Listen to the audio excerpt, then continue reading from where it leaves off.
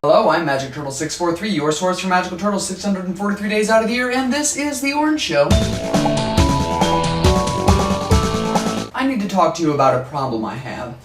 I have an addiction. And it's not to any kind of substance, if that's what you thought. Not counting soda. I'm obsessed with, as you probably guessed from the title, complexity. What that means is I tend not to like something unless it's really complicated and completely over the top. Now, I try not to talk too much about abstract concepts because they sort of exist only in our minds and are kind of hard to discuss with people. It's like saying, how do you feel about the feeling of feeling about things? Or, hey, let's talk about this floating ethereal entity right here. You can't touch it, but you can sort of see it. But with complexity, I just mean I have a strong bias towards complex everything. Complex music, complex plots, complex characters, complex visual art. This is what minimalism seems like to me. Hey, I just wrote a poem.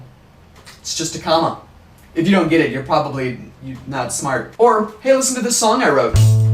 Yeah, it's minimalism, which is like totally the new thing. Or, hey, look at this sculpture I made.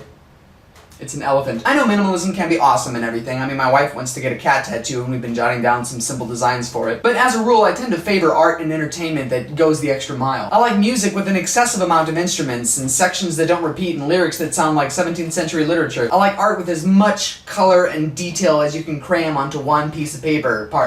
Canvas? I like movies with so many plot twists that by the end of the story, the protagonist is the one who's trying to take over the world while the main bad guy is now just trying to rescue his newborn daughter that he never knew he had from this communist pirate cult, which was actually just a secret government operation the whole time. Because when something is complex, you know the person who created it was going all out. They weren't being lazy, they weren't cutting corners, they were going for broke and pulling out all the stops, and what's another way to say tried really hard?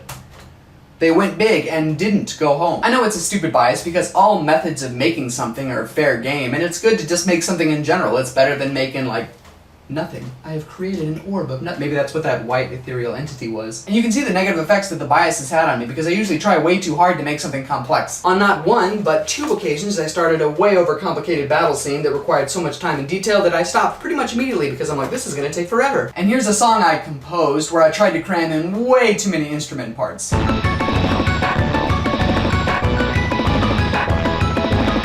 And I have here a 74-chapter novel I wrote with 8 main central protagonists with 8 intersecting plot lines, and each character was a metaphor that stood for some form of scientific energy, like this character named Rain was a chemical engineer, so he represented chemical energy, and this girl Ruby was a pilot, so she represented gravitational energy, and this guy Fisher was a fireman, so he represented thermal energy, and oh my god, get over yourself. And therein lies the problem with trying to be ambitious. What you think is clever and intricate just comes across as balls deep pretentious. It's okay though, because now I know how overdone those ideas were and how stupid I was to pump out this snobbish so-called art that threw in everything but the kitchen sink. But I'll throw in the kitchen sink this time because it has a garbage disposal, so I'll just toss all my old junk down the drain. Or I could just delete this novel right here and now off my computer.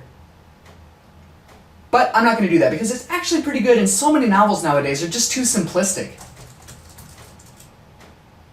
What?